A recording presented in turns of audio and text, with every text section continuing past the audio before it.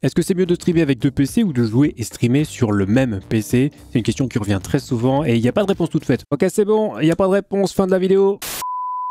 Plus sérieusement, chaque situation a évidemment ses avantages et ses inconvénients, donc je vais essayer de faire le point pour vous aider à prendre la décision qui vous correspondra le mieux. C'est parti.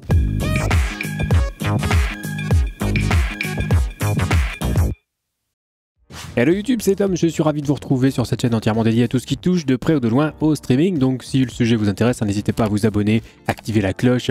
Et en attendant, vous pouvez parcourir plus d'une centaine de vidéos à votre disposition sur la chaîne pour étancher votre soif de connaissances. Et avant d'attaquer le sujet du jour, je vais remercier Owned qui sponsorise cette vidéo. Owned.tv, c'est le site pour tout ce qui est overlay, alerte de stream, mais on trouve aussi des bannières, des avatars, des panneaux de chaîne Twitch. Vous pouvez tout acheter séparément, mais il y a aussi des packs complets prêts à l'emploi. La plupart du temps, ils sont modulables, ça veut dire que si vous achetez le même pack qu'un de vos potes, eh bien vous pourrez quand même vous démarquer entre vous. Exemple avec le pack de stream Zero Absolute Gaming, développé spécialement en partenariat avec Owned. Et si vous réalisez vos achats sur Owned.tv en passant par mon lien affilié qui se trouve dans la description juste en dessous, je toucherai une petite commission et en prime avec le code TomTom, vous aurez 50% de réduction sur toute la boutique. Et j'en profite pour remercier d'ailleurs toutes celles et ceux qui passent par mon lien parce que ça soutient énormément la chaîne. Donc streamer avec un seul PC, est-ce que c'est encore possible? Alors aujourd'hui avec les composants de dernière génération, c'est tout à fait possible de jouer et streamer sur la même machine, c'est plus réellement un problème. Dans certains cas, il faut parfois faire quelques concessions, comme par exemple quand on joue à haut framerate sur un écran 144 Hz. Et encore, on peut trouver des solutions pour s'en sortir, la solution la plus efficace étant bien sûr de brider le nombre de FPS en jeu. Mais globalement, on peut vraiment bien s'en sortir avec une seule machine, notamment depuis l'arrivée des cartes graphiques Nvidia de la génération Turing, donc tout ce qui est à partir de RTX ou à partir de la GTX 1650 Super, puisque cette génération embarque une puce NVENC améliorée, et c'est cette puce qui peut permettre d'encoder le stream de façon assez qualitative à faible bitrate. Alors bien sûr, on peut toujours utiliser le processeur aussi pour l'encodage du stream, mais du coup on prend le risque de perturber un petit peu le bon fonctionnement de la machine, puisque grosso modo, le processeur est utilisé pour pratiquement chaque tâche du PC. Donc il est sollicité en permanence. Et lui ajouter une charge supplémentaire lourde, comme l'encodage d'un flux audio-vidéo, ça peut être délicat. Et bien évidemment, tout ça dépendra du modèle de votre processeur. On peut tout à fait envisager un encodage avec le CPU quand on a une seule machine, mais il faudra déjà un modèle costaud pour tout supporter. Donc à la grande question, est-ce que je dois utiliser le NVENC ou le X264 pour mon stream? La réponse dépendra de votre matériel et aussi de vos conditions de jeu, définition, framerate, etc. Et dans tous les cas, sachez qu'il y a encore beaucoup de gros streamers qui utilisent un seul PC pour jouer et streamer. C'est donc totalement possible et le choix final se fera en fonction de la qualité, du confort qu'on veut et aussi en fonction du budget évidemment qu'on est prêt à mettre dans notre setup. En ce qui concerne le principe du stream en dual PC, c'est très simple, on va prendre un exemple concret, une situation classique.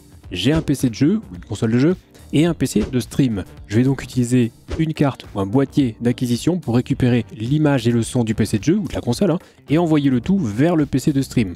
Si j'utilise par exemple un petit boîtier Elgato HD60S, eh bien tout simplement, j'ai une entrée HDMI, une sortie HDMI et une sortie USB. En fait, mon PC de jeu, si je veux l'utiliser, je branche un câble vers mon écran. Et bien là, en fait, tout simplement, je vais intercaler la carte d'acquisition ou le boîtier d'acquisition entre mon PC et l'écran. Donc il y aura évidemment un câble de mon PC vers la carte d'acquisition, un câble de la carte d'acquisition vers l'écran, et du coup il y aura aussi la sortie USB de la carte que je vais relier à mon PC de stream et qui va donc récupérer l'information de vidéo et de son au passage. Le principe est super simple, il existe même une solution sans passer par une carte d'acquisition, donc avec le NDI, qui est une technologie qui permet de faire transiter un flux directement via le réseau. Donc en gros, si vous avez votre PC de jeu et votre PC de stream connectés sur le même réseau, par exemple les deux sont reliés à votre box internet par un câble Ethernet, en utilisant le plugin NDI sur OBS, vous allez pouvoir récupérer les informations du PC de jeu sur le PC de stream. Alors je vais pas détailler cette méthode, mais si ça vous intéresse et que vous avez un bon réseau chez vous, vous pourrez éventuellement économiser le coût d'une carte d'acquisition. Mais la question que vous vous posez, c'est quand même de savoir quelle est la meilleure méthode pour streamer. Est-ce qu'il vaut mieux un seul PC pour jouer et streamer, ou est-ce qu'il vaut mieux investir pour avoir un PC dédié au stream et l'autre donc entièrement dédié au jeu? Comme je vous le disais dans l'introduction, ça dépend de plusieurs facteurs, mais pour vous faire une idée,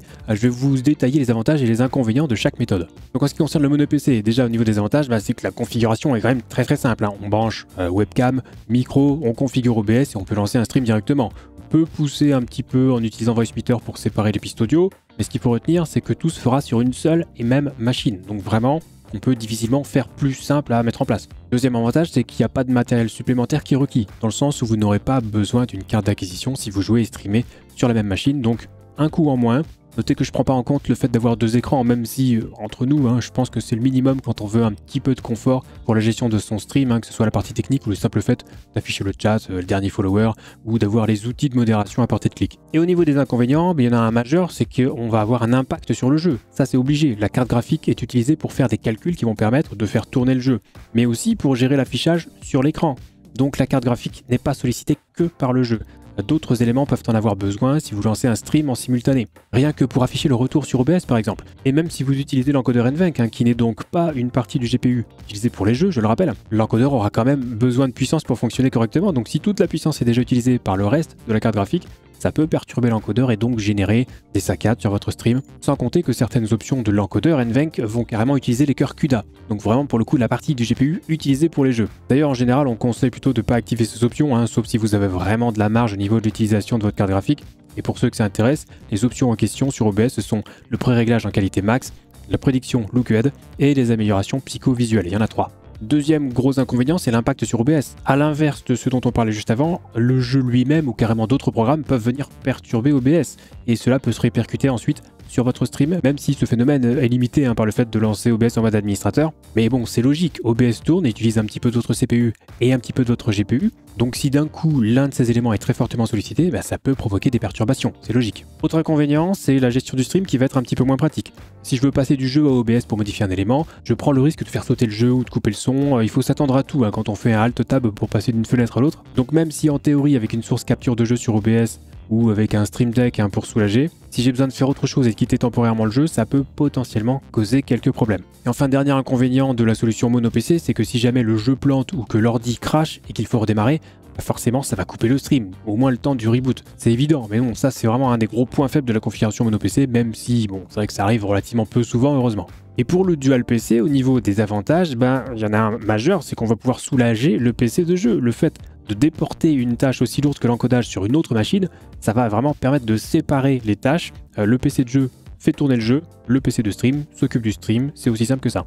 Vous profitez donc des performances maximales de votre PC de jeu et vous le déchargez entièrement de tout ce qui est annexe, mais aussi des différents périphériques comme le micro, la webcam, le Stream Deck, etc. Chaque machine fait le boulot de son côté et elle le fait mieux. Autre avantage, c'est qu'on va pouvoir améliorer la qualité du stream. Alors attention, parce qu'il y a qualité et qualité. Améliorer la qualité, ça peut aussi vouloir dire améliorer la stabilité du stream ou sa fluidité, ce qui est quand même beaucoup plus simple à obtenir en ayant une machine dédiée à l'encodage. En ce qui concerne la qualité, si on utilise une carte graphique Nvidia dans le PC de stream, on aura exactement le même résultat que si c'était la carte graphique du PC de jeu, puisque je rappelle que la puce NVENC est une puce à part sur le GPU et que ça impacte très peu le jeu. Mais en échange, vous aurez donc davantage de stabilité et potentiellement donc moins de saccades en stream, puisque les pics d'utilisation du GPU sur votre PC de jeu n'auront aucune incidence sur le PC de stream. Et si on veut parler de qualité vidéo pure, on peut améliorer la qualité donc d'un stream, mais à mon sens, il faudra à minima une machine capable d'encoder en X264 avec un pré-réglage médium, voire slow. Si votre PC de stream n'est pas capable de sortir du X264 médium, vous n'aurez pas de gain de qualité visuelle par rapport à un encodage avec NVENC, en tout cas si vous utilisez une carte graphique de génération Turing ou plus récente. Et pour mémoire, un PC capable de faire du X264 médium, ça ne coûte pas forcément une blinde. Je vous rappelle que vous pouvez trouver une vidéo dans laquelle je vous montre un PC de stream à 500 € capable de faire tout ça. Et pour les inconvénients du dual stream, il y en a un aussi évident, c'est que ça prend plus de place. Mais oui, il nécessite forcément un deuxième écran, des périphériques en plus, même si on peut éventuellement utiliser un seul combo clavier-souris pour que ça fonctionne sur 2 PC, mais bon, passons. Et si on veut être super à l'aise, on peut même carrément avoir 2 écrans sur le PC de stream. Bon, c'est absolument pas une nécessité, mais c'est possible, mais il faudra encore davantage de place. Sans compter que ça fera aussi a priori également plus de câbles, ça peut en rebuter certains. Autre inconvénient, c'est qu'il va falloir une carte d'acquisition. Elle sera nécessaire pour capturer le flux audio-vidéo d'une autre source, que ce soit le PC de jeu ou une console, et donc ce sera un investissement supplémentaire, à moins que vous ne considériez le NDI dont on a parlé un petit peu plus tôt. Et enfin, autre inconvénient, c'est la configuration audio. Alors on peut se contenter de quelque chose de simple, mais ça peut vite devenir beaucoup plus complexe, surtout si on commence à vouloir séparer les pistes avec un périphérique physique, donc en gros une table de mixage. Enfin, il peut y avoir un petit peu plus d'étapes qu'en mono PC, où on peut juste brancher son casque sur le PC. Là, soit on va récupérer le son via le HDMI de la carte d'acquisition, et si la carte a une faible latence, on peut parfaitement s'en sortir comme ça. Ou on peut aussi récupérer l'audio via NDI, c'est une option. Et si on branche son casque sur le PC de stream, on aura aussi le son des alertes, les sons système, etc. Par contre, c'est vrai que si vous avez un jeu qui nécessite un chat in-game, comme Phasmophobia par exemple, il faudra un autre micro à brancher sur le PC de jeu. De fait, c'est quand même plus pratique d'avoir Discord sur le PC de stream, par exemple, ça évite de multiplier les micros inutilement. Et si vous trouvez qu'il y a trop de latence sur le son de votre jeu, vous pourrez envisager une table de mixage et en profiter pour passer sur un setup audio en XLR. Ainsi, vous pourrez router les différentes pistes audio, comme avec une GoXLR par exemple, voire renvoyer le micro sur votre PC de jeu pour les jeux nécessitant justement un chat in-game. Alors ça fera un investissement supplémentaire et on en revient toujours au problème de l'argent finalement. Alors, il existe aussi un inconvénient qui est parfois avancé par certains, qui est qu'en dual PC, on ne peut pas enregistrer uniquement le gameplay du jeu, on doit forcément enregistrer la scène qu'on a sur OBS. Alors une solution pour pallier cela, c'était d'utiliser un système comme Shadowplay sur le PC de jeu pour enregistrer l'écran. Mais on a aussi plus simple maintenant, notamment grâce à un plugin sur OBS que je vous ai présenté en vidéo d'ailleurs, il est désormais possible d'enregistrer plusieurs sources indépendamment, l'idéal étant à ce moment-là d'utiliser NVENC, donc avec une carte graphique Nvidia, car en théorie, il est possible de lancer plusieurs sessions d'encodage simultané avec NVENC, là où le processeur risque de vraiment souffrir si on lui en demande 2 encodages simultanés. Et vous aurez remarqué que j'ai pas trop insisté sur le prix, parce qu'au début j'étais parti pour dire que le dual PC serait plus cher, puis je me suis mis dans la situation d'un gros joueur PC qui voudrait une config mono PC pour jouer et streamer, qui pourrait à son tour devenir plus cher. Bon, au final le dual PC sera quand même un poil plus cher dans l'ensemble, mais il apporte des avantages qui surclassent littéralement le mono PC. Une fois qu'on a tout configuré, notamment au niveau de l'audio qui peut être complexe, qu'on a chaque écran pour chaque machine, qu'on a réglé les périphériques, à titre personnel je trouve quand même que c'est un cran au-dessus en termes de confort pour la gestion du stream et en termes de qualité si on a une machine capable de supporter un encodage plus poussé. Alors encore une fois, ça ne veut pas dire qu'on ne peut pas jouer et streamer sur le même PC, pas du tout. D'autant qu'avec des accessoires comme le Stream Deck, on gagne déjà énormément en confort. Et comme je le disais avant, des tas de streamers, y compris des gros streamers, utilisent encore une config mono PC, ils s'en sortent très bien, c'est bien la preuve que ça fonctionne toujours. Mais si je me base sur ma propre expérience, j'ai démarré en mono PC, c'était assez galère. Puis j'ai acheté un Stream Deck et ça a vraiment changé ma façon de gérer le stream. Et quand j'ai voulu améliorer la qualité de mon stream, je suis passé en dual PC. Et depuis, c'est vrai que c'est juste la régalade. Alors je confirme que c'était assez pénible de mettre en place la configuration audio, notamment avec le GoXLR et tout. Et maintenant que c'est fait, c'est quand même hyper agréable de tout avoir à portée de main et d'avoir un PC de jeu qui tourne au max de ses capacités. Et sur OBS, par rapport au mono PC, ça change pas grand chose d'être en dual PC. OBS sera évidemment installé sur le PC de stream, c'est logique, et une fois que vous avez relié le PC de jeu ou la console au PC de stream via la carte d'acquisition, et bien au lieu d'utiliser une source capture de jeu dans votre scène sur OBS, vous allez tout simplement utiliser une source périphérique de capture vidéo et choisir votre carte d'acquisition. L'audio est transporté par le HDMI, donc au final on a exactement la même configuration qu'en mono PC, c'est juste le nom de la source qui va changer. Donc voilà pourquoi il n'y a pas de réponse toute faite quand on veut savoir s'il vaut mieux un seul PC pour jouer et streamer ou si c'est mieux d'être en dual PC. Et selon moi, si vous pouvez avoir un PC de stream capable d'encoder au moins en X264 Medium, c'est le top. Et encore une fois, pour 500 €, on peut faire une machine capable de ça, sans écran et clavier souris bien sûr. Mais on est loin des idées reçues comme quoi il faudrait absolument un PC à 2000 € pour faire tourner un stream. Bon, à ce prix-là, on peut faire un excellent PC pour jouer et streamer sans aucun problème. Ce qui reste une solution totalement viable en 2021 pour faire un stream de qualité.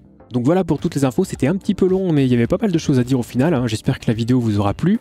Si vous avez des questions concernant le streaming, n'hésitez pas à venir me les poser dès que je suis en live sur Twitch. On vous accueille toujours avec le sourire. Et pour les questions techniques, je vous invite à rejoindre le Discord communautaire The Absolute Gaming. Lisez bien les règles pour déverrouiller les salons de discussion et on vous répondra le plus vite possible. Sur ce, c'est la fin de cette vidéo, on se retrouve très vite pour la prochaine et d'ici là, bon stream.